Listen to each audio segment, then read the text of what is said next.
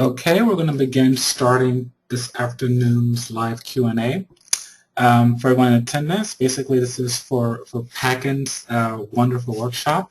But before we get started, I want everyone who is in attendance to basically start entering in any questions they may have.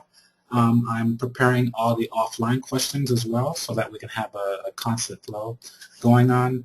But beyond that, I'm going to basically turn it over to Pakin so that he can give us a little bit more about who he is and how he got into the industry and everything like that. So Pakin, I'm going to give you this screen now.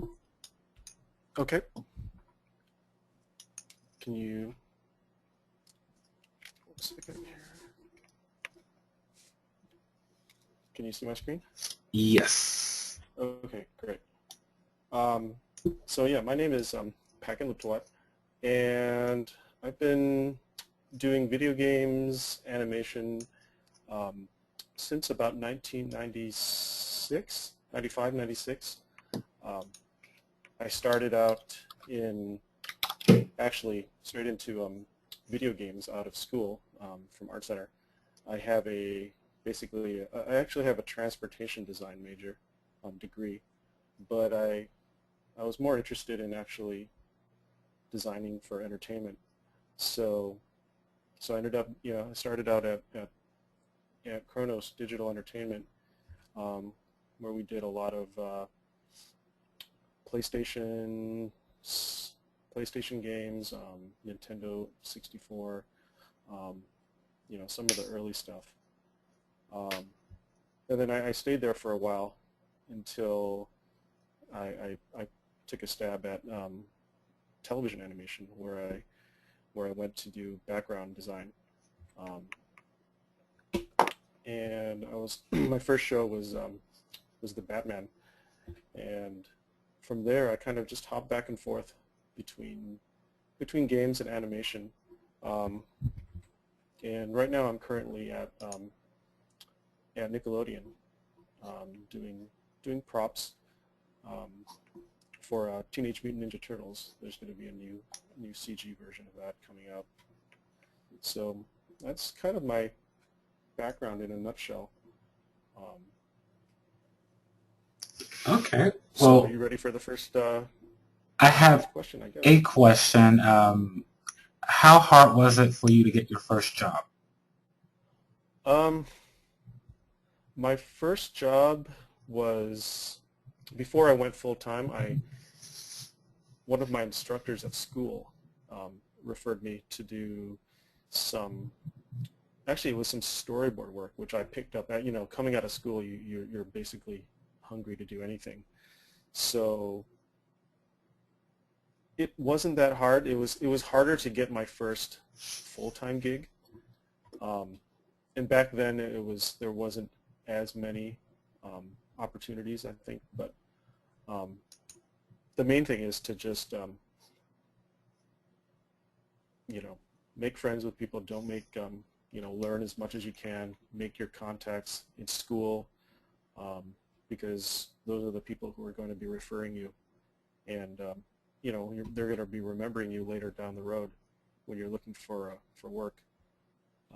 So yeah, just your network is probably your most valuable asset that you can have.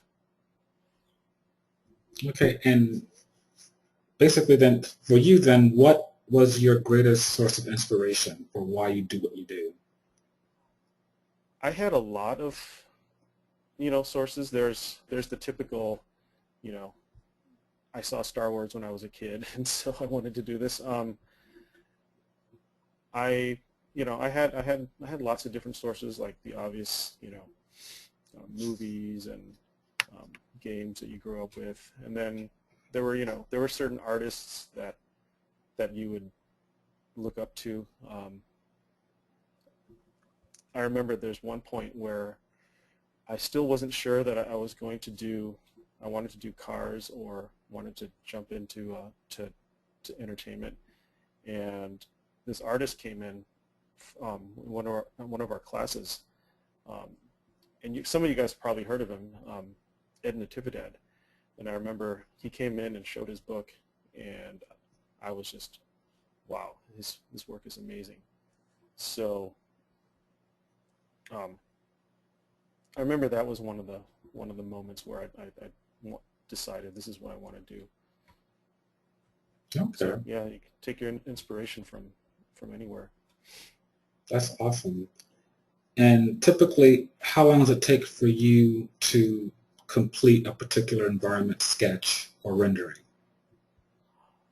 It depends on your who you're doing it for. For example, when I was doing backgrounds in animation, you basically only do the line work. So you go from rough to a finished clean line, and then there's a color department that takes your line work and does all the color, the painting. So um, like on the last show that I was on, I would maybe do 10 to 12 backgrounds a week, finished line work. That would be that's a pretty good number. Um, but 3 to 4 hours for a finished, a finished drawing isn't bad, I would say. Okay. And then obviously if it's a big cityscape or something with lots of detail, it'll take longer. Right. And of all the studios that you've worked at, what was it like at, let's say, Warner Brothers versus Nickelodeon now, or some of the other places? I know you were at Technicolor at one point, so any insight into how the different studios operate and everything? I mean, in the end, it's about the work, and it's all about the different, just the people who are there. But for the most part, like the animation studios are all pretty similar. There's a bigger difference, of course, going from animation to, say, video games, where the finished product is much different. So, but I have to say, yeah, for the most part, the animation studios, they're not drastically different. Right. It's basically it comes down to who you're working with and who you're working for, in different personalities. Right. We have a question from Leia, I believe is the name, who I think is a good follow-up question. What has been the most challenging project you have worked on and why? And Leia also says she can't hear you very well. Okay, I'm sorry. Um, One of the early projects when I was at Kronos, we did a game called Fear Effect for the PlayStation, and I was the art director on that project. And the difficult part was that we were we had a limited amount of time. We were trying to reinvent the wheel, and yeah, that was probably the most difficult project because we didn't think that we could do what we set out to do. I ended up painting the last couple of levels by hand because it was a very difficult back then to do to render organic environments, in Maya. So we went the route of just hand painting everything. So that took a lot of time, and yeah, it was a lot of sleepless nights and weekends, but probably, one of my proudest achievements, I think. Okay. Our next question also from Leia is, how important are references? Are realistic buildings such as a Maya ruin more difficult Oh, than stylized original ones? I think references are crucial, especially like if you're doing something that's very representative, where yeah, like you said, like you need to recreate a Mayan ruin, or you're doing, say, Victorian, San Francisco, and so I mean, sometimes you just can't make the stuff up, and You just need to look at what this stuff really looks like. Um, so yeah, I would say it's very, very important. And yeah, stick with your references. Use it, because sometimes there's no other way around it. Okay. And where do you typically get your references from the most? Um, Anywhere. I mean, with the internet now, it's like, you can type it up and find it in an instant. Um, that's probably the easiest way and still probably one of the best. I mean, there's really no way around it. Um, then there's, of course, books and stuff like that. Movie references are still great, but yeah, I guess I have to take the easy route and say the internet. That makes sense. Yeah. And then next question is, do you find yourself traveling to different sites a lot? Or locations, I Um, guess? in a perfect world, I would love to. Um, of course, if it's something that locally that you can do, um, yeah, I think that's a great way, because you can go take your own photographs. You can do your own sketch stuff on site. We worked on, for Genuine Games, I'm not that proud of the game, but the 50 Cent game for I even forgot what console it was for, but there were some junkyard locations, and we took like a day to drive around to the wrecking yards and taking pictures, and but yeah, stuff like that. If you can go on location, then yeah, I think that's a great way. Okay. Obviously, be hard to like go to Japan if you're doing something like that on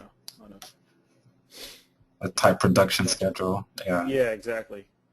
Um, our next question is from Ismail. He asks, how much of a role does SketchUp play in your daily work when producing art? Um, Again, it depends on the show, and also things are changing a lot now. Um, I was on this show called Generator Rex, and it's on Cartoon Network, and the show actually the style of the show lent itself to SketchUp very well. So in the end, I was building maybe 75% of my environments in SketchUp, and then bringing them into Photoshop to um, to finish up. So, but then it depends on the show. Some directors don't like the SketchUp look, and some really do. So, yeah, it depends on what you're working on. Okay. And Ismail had a question I didn't see before that. He wanted to know, did you get to meet 50 Cent? Did I get to, excuse me? Meet 50 Cent? Oh, you know what? That's a good question. We were all waiting, and we thought that we were working on this game, and we'd get to meet him, but no, he never came by. Oh, that sucks. Yeah, we did meet. No, we didn't really get to meet anyone cool, uh, except for the singer of. I can't remember. He's not even that important, but yeah, Wow. Well, let's not remember his name now. yeah. Uh, um, what is the most challenging type of building for you to render, and why? And then how do you fix it? I think I think the most challenging type are the ones with, say, like a lot of like classic architecture is very difficult to draw because it has lots of repeating shapes. Like something like, say, the Capitol building in Washington, D.C., something like that, with a lot of just very intricate detail that's not only detailed, but it's repeated. and that has to be repeated in perspective. So yeah, something like that, I think. Okay, and they wanted to know if you could show any examples of that. That's a good question. I don't think I have any that I can. I don't have any on me. I have.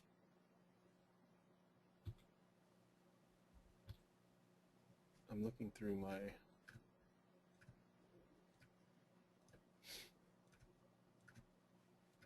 Yeah, I don't think I have something on me Okay. that answers that question. I'm sorry. Right. Let's see. I believe Ishmael just sent a link to, what is this? Is it Bulletproof? That you... Oh yeah, yeah, that's the game. Well, I have no way of broadcasting it to everybody, so it's Pakin's concept art website. Thank you, Ishmael.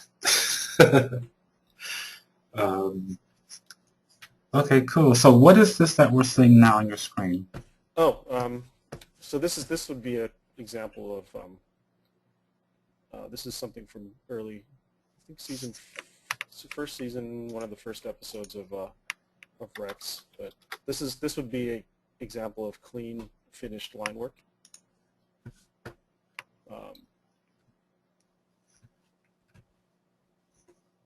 So after you've done your rough, you've basically trace it and just do a nice one or two different thickness of line weights to clean it up. Okay. And this is pre Sketchup, so actually started Sketchup maybe a little bit into the season. Okay. Let me see. I'm looking for the next question here. Sure. What advice would you have for an international artist trying to get a job at a company like Nickelodeon?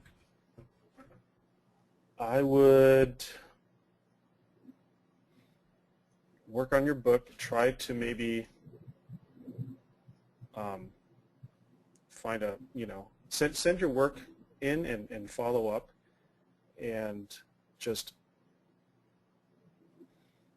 if there's any kind of feedback, I would follow up on it and just show that you're constantly improving. If they say that you're not ready yet, just take the criticism in and just work on it. And I guess be persistent and just keep at it. I know it can be hard for someone who's even here, and being international makes it even that much more difficult. But just keep at it, and just don't give up. Try as many different studios as you can, and just show that you're serious about what you're doing and willing to learn. Right. Our next question is, what pieces of artwork do you recommend a student to have in order to get a job?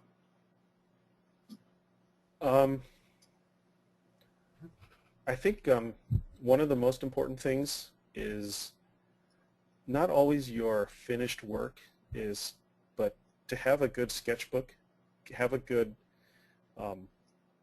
show how people like to see rough work and see how your design process is.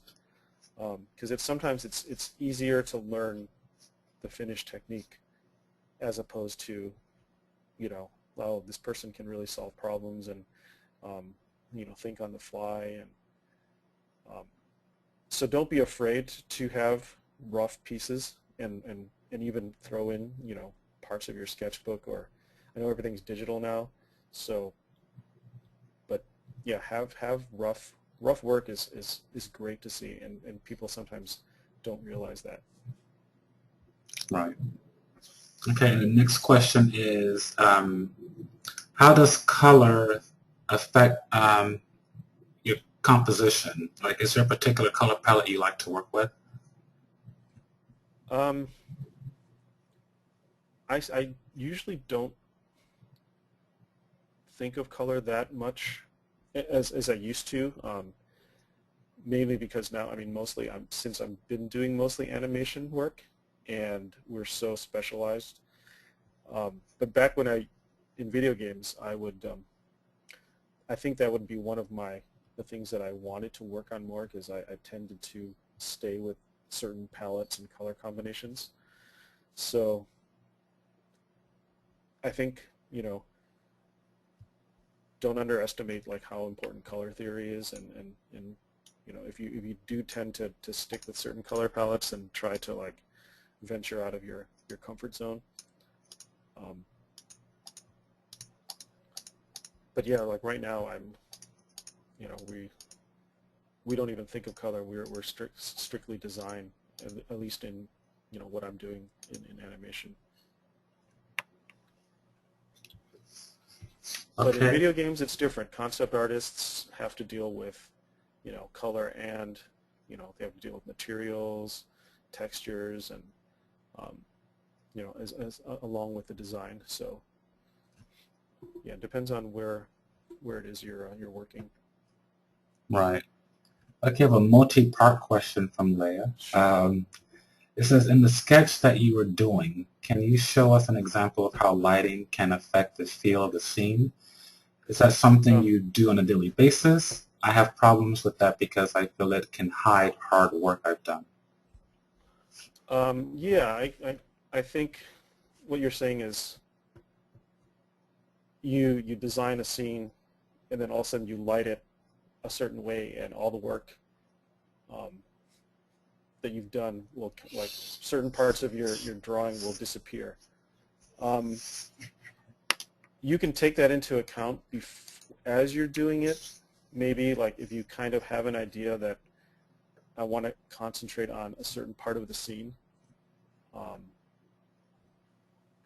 then try to like keep that in mind, and leave detail out of a certain area, so that you're not putting in detail everywhere. Sorry. But I know that sometimes you can't avoid it, because you're not really you think about lighting afterwards. But and also, a general rule of thumb is, as you go back in distance, you should leave out the detail, and don't detail as much as you would, say, in the foreground or in the midground. But you can also use that to your advantage if you're not sure about like a design for a certain area. Just put it in darkness, or put it in shadow, or use that as part of the design.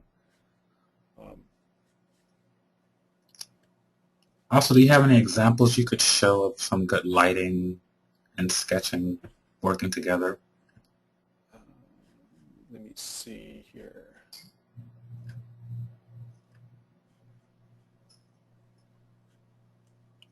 And while he does that, if you guys have any other questions, please enter them in so I can ask them.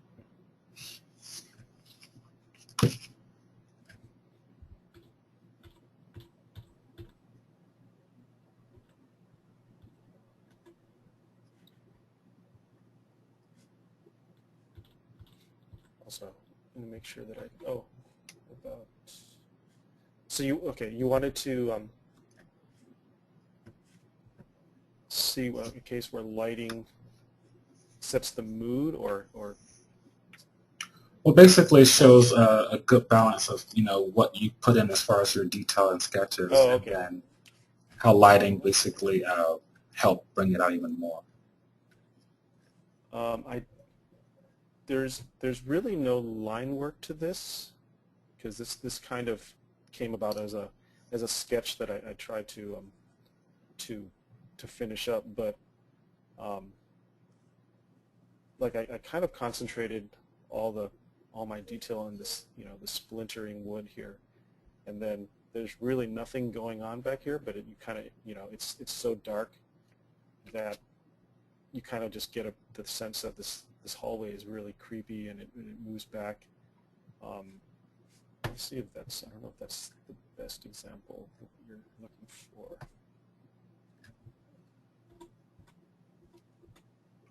And what was this piece for in particular, if you don't mind me asking? Oh, yeah, this was, actually this was done at Technicolor. We were working on the Silent Hill experience. It was a PSP little, I guess it wasn't really a game, but it was a multimedia experience that took you in more into the Silent Hill world, and we were tasked to do kind of a 3D multimedia walkthrough menu thing. So we did some concept work to kind of set the mood. Right. And how long did this piece take for you to do? This one was about, this was a couple hours, maybe 3 or 4 hours. It wasn't, I mean, everything is, it's still a pretty rough piece. It's more about, I mean, this kind of is more along the lines of your painting classes, but yeah, it wasn't that long. Okay. Let's see.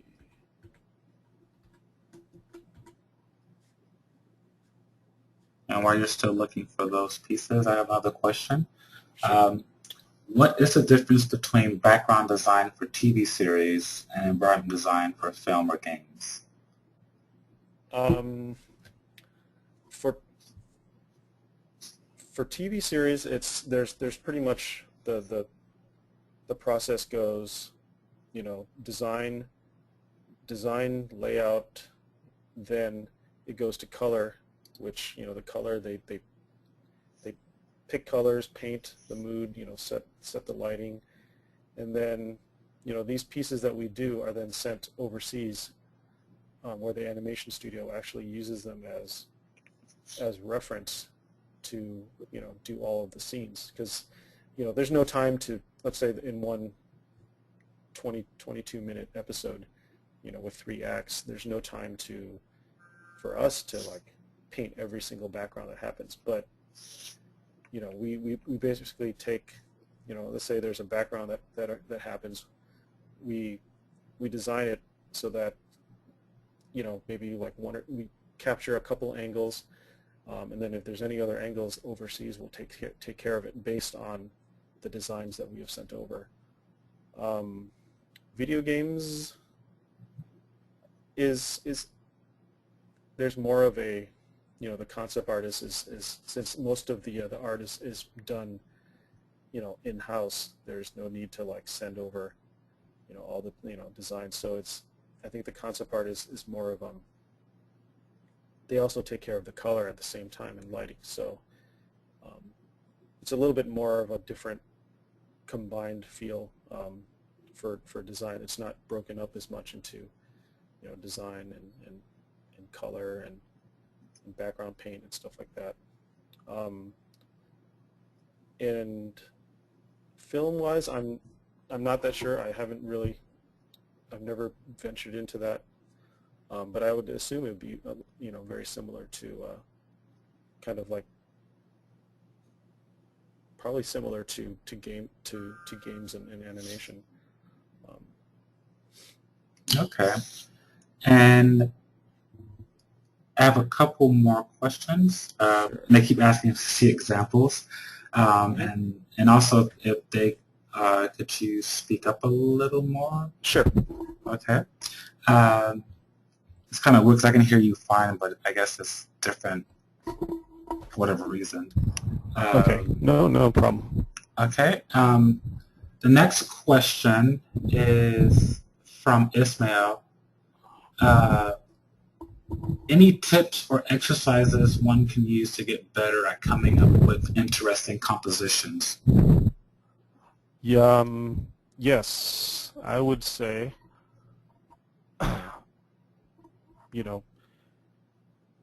grab a big fat marker, some big thick gray markers, because sometimes when let's say you're used to working with like sharpened pencils or fine detail, you tend to get lost in the detail and not the overall shape of your shot. And when you work with like a bigger, thicker marker or brush, you're forced to put down bigger shapes, and you know, because composition is not about the detail. It's more about, it's not about the detail, and it's more about how, the shot is composed and the angles and the big shapes and everything. So I would say, yeah, just grab a big brush, a Sharpie, and go from there, and just, don't worry about your fine point pens or sharpened pencils. Okay. And I see you have a few open back there. Yeah.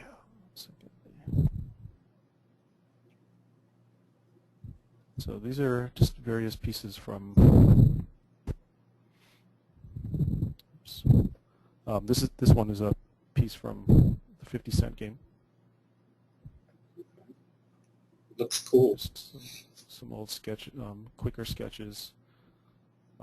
This is kind of where the technique I used, where if you see the blue gray, you start out with, like I said, bigger, thicker shapes, and then you start pulling out details from within.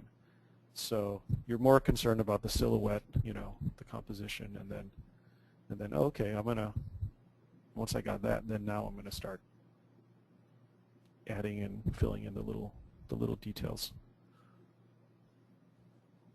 Same with these. It's like a technique I like to use.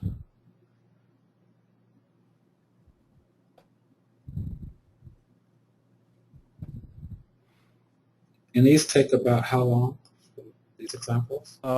These are, like this right here this is quick. This is like 30 minutes to an hour maybe. This is a little bit more. This is maybe like a good 2-3 hours. But again, it's nothing. And then the sky was brought in, but everything else was painted in. Same with this.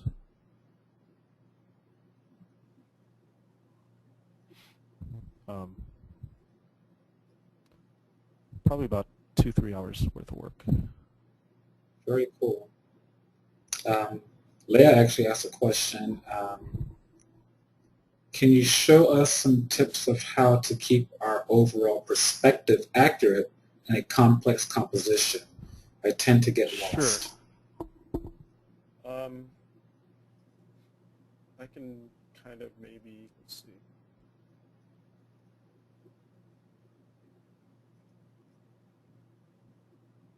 Maybe I'll start with a new. Let's say you're setting up like a scene. Maybe it's like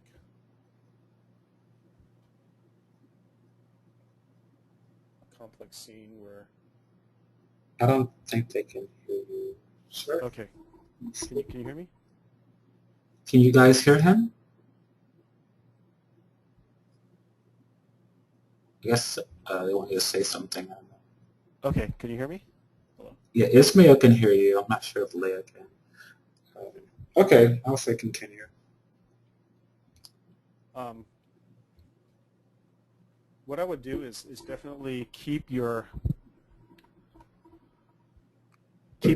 perspective grid always there. Keep it on a layer.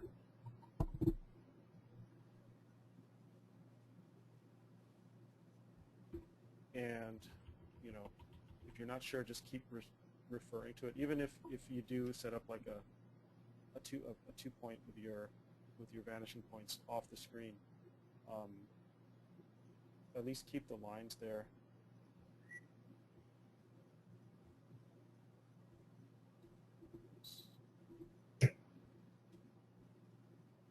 So that when you're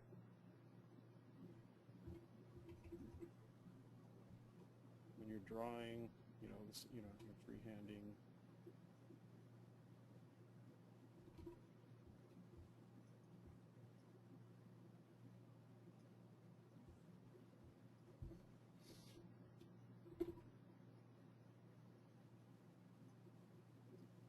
always, keep checking back just to keep things.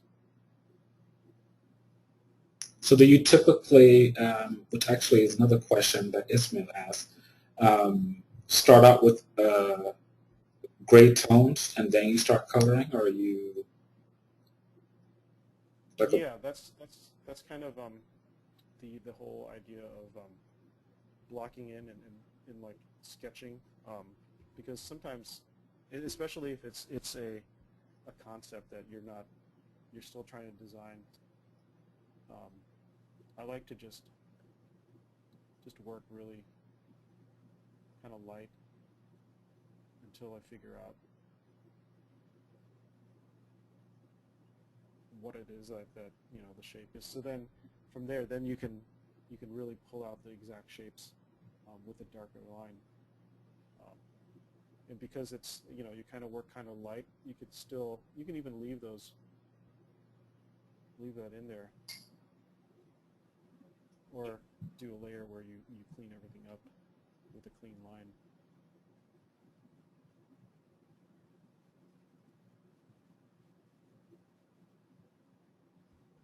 So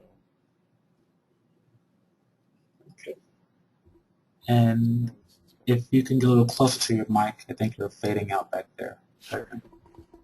Yep.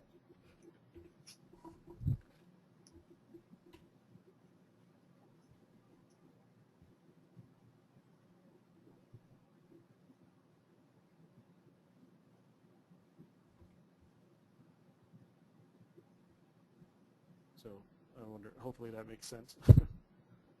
Yeah.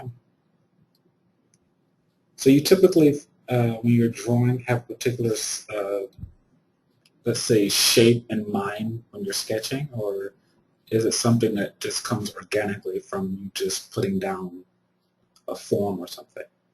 Um, Both. Sometimes I know that's kind of a. Sometimes I know exactly what it is I want, and those are the good days when you have something in mind. And some days you kind of just you have you have a feeling of what you want, but then you don't know exactly. So that's where it helps to just kind of just doodle.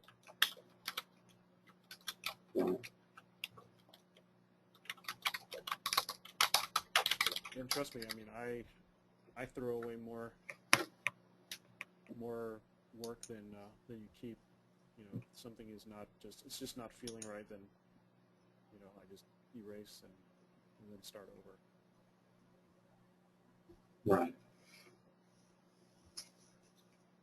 And how often do you think,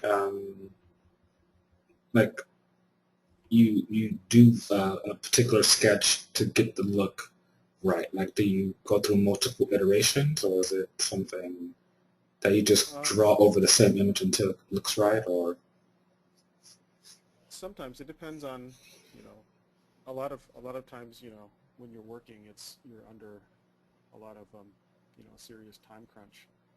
So that's why a lot of times we work really rough at first, just to show your art director and see if you're on the same page.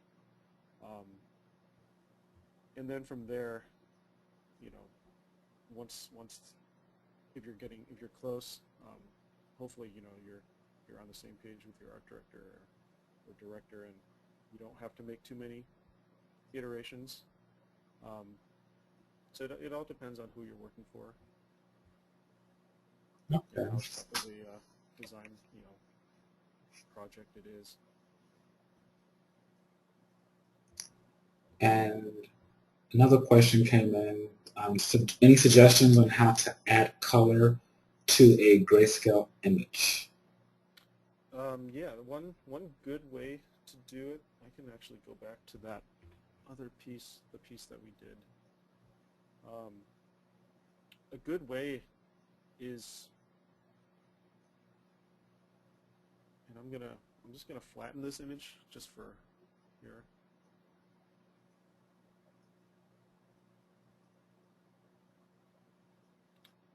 Hold on a second. Oops, okay. is to use your adjustments, image adjustments, and sometimes I'll just go and I'll shift everything to, oops, oh.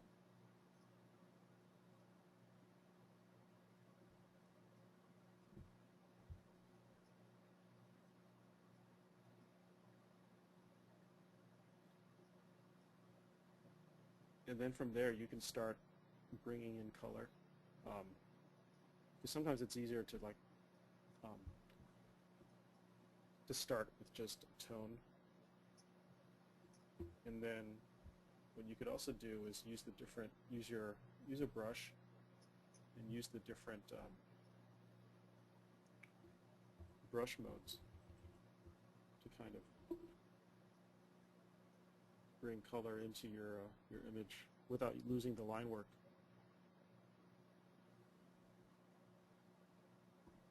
Very cool.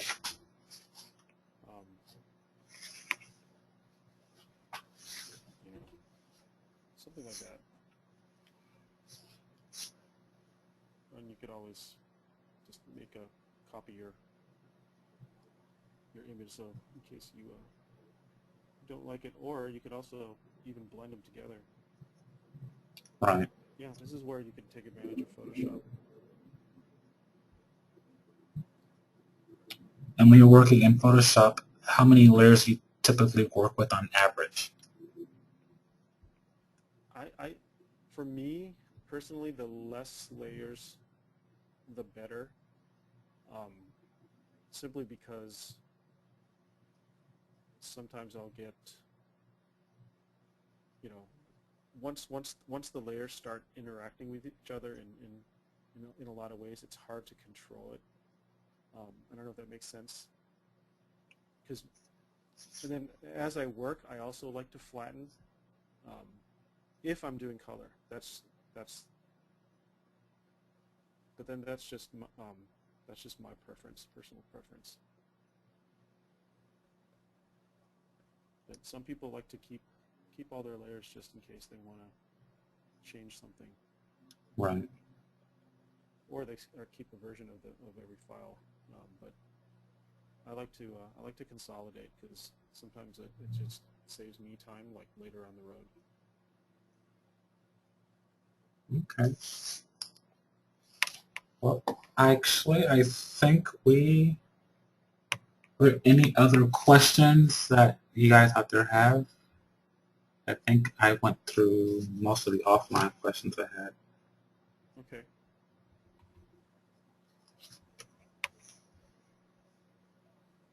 Oh, Ismail's typing a question. Sure. And also, if you can, let's see.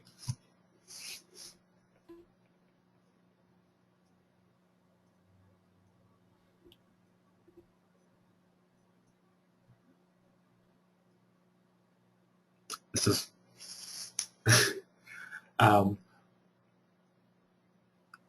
basically for set dressing. What tips would you recommend to get better at dressing a set?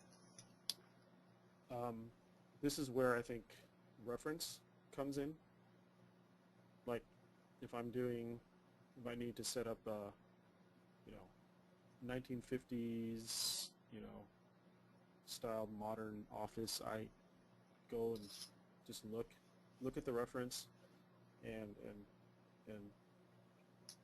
just use your reference, because sometimes you just can't make it up, and you can tell when you make something up and it doesn't look right, especially if you're going for something very, very specific.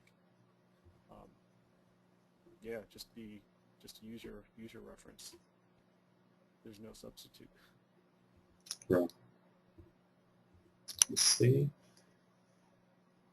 And he says, cool, thanks. You're welcome. And I think then that may be our last question, actually, which is not too bad.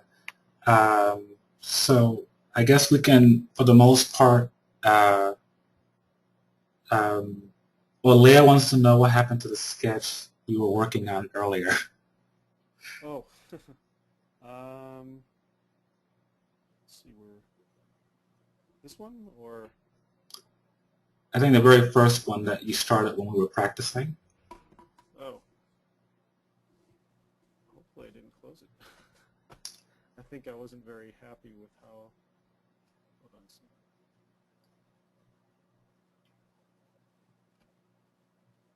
Oh, this one. Yes, I believe so. There we go. I just kind of got sidetracked as we were talking there. So it was going to be a prison, so some fancy, scary, high-tech prison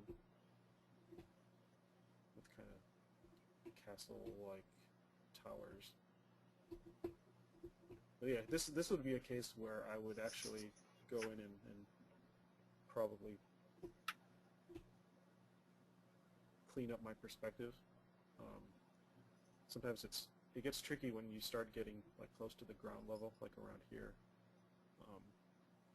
And this is a good place to kind of maybe use, landscaping, trees. Trees are good in background sometimes when your perspective might be just a little bit off, or you want to, sometimes the ground in real life is never perfectly straight, so I would do something like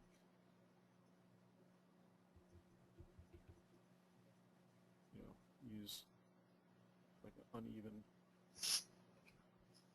ground line to break this up. And there probably wouldn't be trees in a prison, but maybe trees in.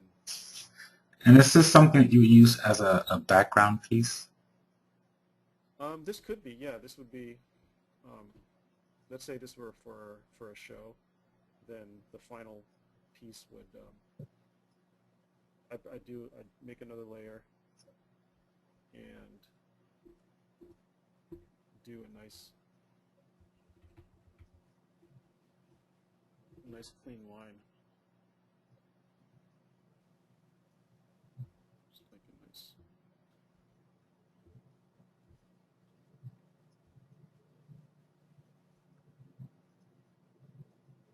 Something like that.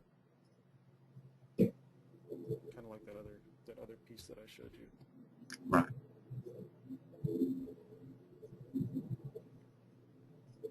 But yeah, to get to the final piece, you need to go through your whatever it takes, the rough sketching, rough lines.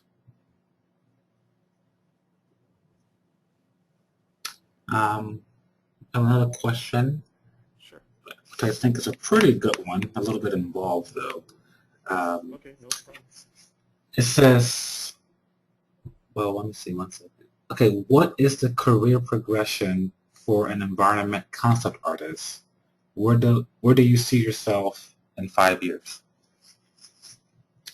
So I guess that's a two-parter. Yes. Career progression, that's a tough one because... And can you get closer to the mic? Sure. That's a tough one because maybe it's a little different now. When I was going through school, it was like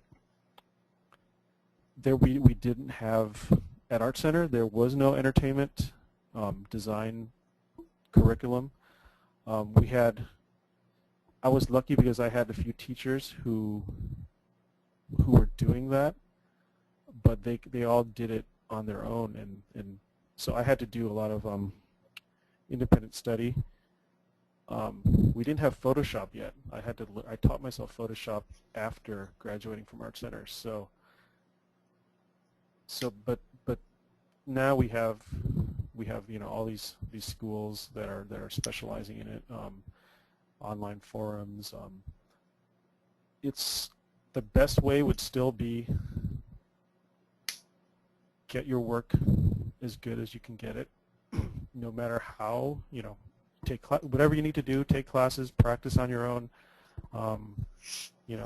find your favorite artist and try to like figure out how they do it.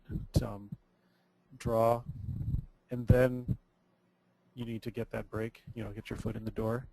So I'd say career progression, the most important thing is just your work. Just be as good of an artist as you can be, and keep learning. As for 5 years down the road for me, it's hard to tell. I just, I just want to just keep working on cool stuff.